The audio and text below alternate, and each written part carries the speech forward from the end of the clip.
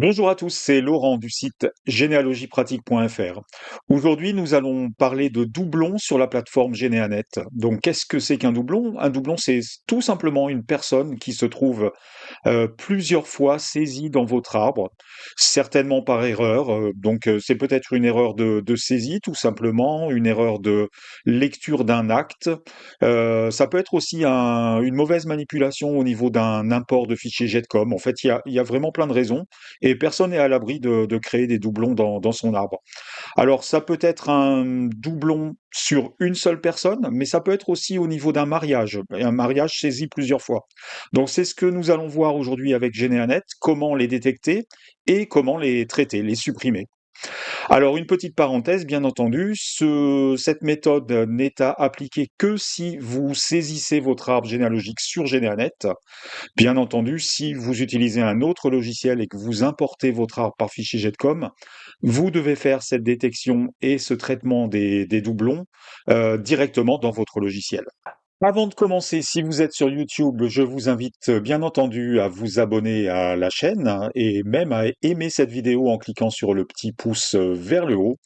Et puis encore mieux, si vous voulez rester en contact avec tous les nouveaux articles et vidéos du site Généalogie Pratique, allez dans la description de la vidéo et abonnez-vous à la newsletter, pardon.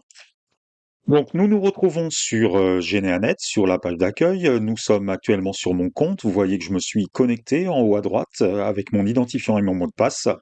Et donc mon espace personnel est ici avec en particulier un résumé de mon arbre généalogique. L'outil qui permet de détecter et de traiter les doublons se trouve justement dans l'arbre généalogique. Donc je vais cliquer sur le bouton Voir mon arbre, ici, voilà. Et à l'intérieur de cette page d'accueil de mon arbre généalogique, Généanet a mis en place des outils de travail. Et celui qui nous intéresse aujourd'hui, c'est l'outil doublon potentiel. Donc je clique sur cet outil, voilà. Et là, je vais retrouver une liste assez importante, puisque j'ai un arbre assez important, de doublons potentiels. Donc, par exemple, vous voyez que ici, j'ai deux personnes qui ont un nom et un prénom qui sont exactement identiques, Auguste Agenet. Par contre, on voit que ce ne sont pas les mêmes parents. Donc, ce n'est pas un vrai doublon. Donc, je peux faire ignorer. Et vous comprenez qu'il va falloir tester un par un ces doublons. Ça vaut le coup de le faire parce que ça permet vraiment de rattacher des morceaux de votre arbre, donc c'est assez intéressant de le faire régulièrement.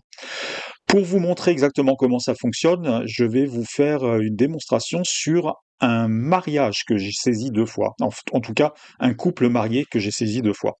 Donc je vais aller dans le filtre union homonyme, valider, et là j'ai une liste beaucoup plus petite de potentiels doublons sur des mariages. Et je vais m'intéresser à ce mariage, donc Jean-Julien avec Marguerite Langerôme. Je suis allé regarder, effectivement, ce sont bien deux mariages identiques que j'ai saisis deux fois. Euh, je vais vous montrer ça tout de suite. Donc voilà exactement de quoi il s'agit. Nous avons deux enfants, Marguerite Julien et Pierre Julien, pour lesquels j'ai noté le mariage dans la même commune, à la même période, à 2 ans près, c'est vraiment tout près. Et ces enfants ont exactement les mêmes parents. Et forcément, quand j'ai saisi le deuxième mariage, euh, je n'ai pas pensé à vérifier que le couple existait déjà dans mon arbre, donc ce qui a créé un doublon.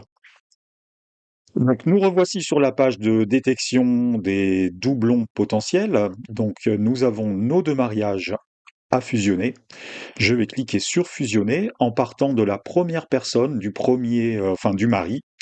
Mais je pourrais passer par la mariée. D'ailleurs, on retrouve le mariage ici. Donc je pars du marié, je fais fusionner et là, je fais valider. Jean-Julien, je clique sur valider, ce qui permet de fusionner les deux Jean-Julien qui sont présents dans mon arbre. Voilà.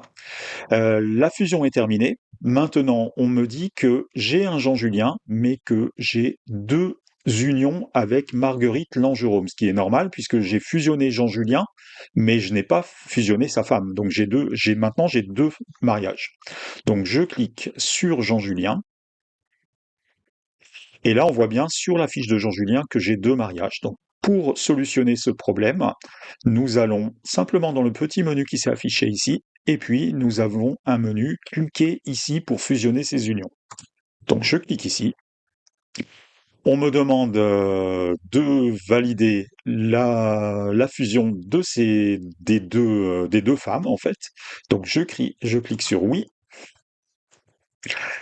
La fusion est terminée.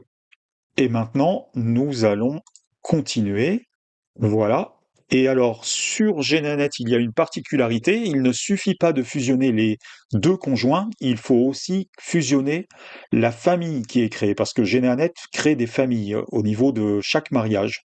Et donc, il va falloir fusionner ces familles. Donc, voilà où nous en sommes. Donc, on me demande de fusionner ces deux familles. Je clique sur oui. Voilà, encore des informations, mais là, je n'ai rien à modifier. Je clique sur valider.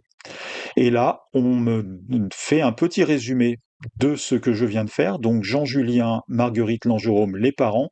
Et ensuite, j'ai les deux différents enfants. Donc, il a bien rattaché les enfants. Euh, il me suffit de faire continuer à fusionner. Voilà. Pas d'autres doublons à fusionner. Donc, la fusion est apparemment terminée. Quand je clique sur le marié, j'ai bien un seul mariage avec sa femme et j'ai bien les deux enfants qui avant étaient séparés en deux branches, qui ont maintenant été regroupés en une seule branche. Donc si je clique sur Marguerite, elle est effectivement mariée avec Jean-Julien. Et si je clique sur Pierre-Julien, un des enfants, il a les bons parents. Et si je clique sur sa sœur, Marguerite Julien, elle a aussi les deux parents. Donc voilà, la fusion du mariage a été effectuée, donc j'ai bien fusionné les deux conjoints et j'ai aussi fusionné dans le même temps et rattaché les enfants de ces conjoints. Alors vous savez maintenant fusionner des personnes ou des mariages sur Généanet, c'est exactement le même processus. Ça paraît peut-être un petit peu ardu au début, il faut l'avouer, mais après une ou deux fusions, vous allez voir, c'est très très simple et ça fonctionne très bien. Donc à vous de jouer maintenant.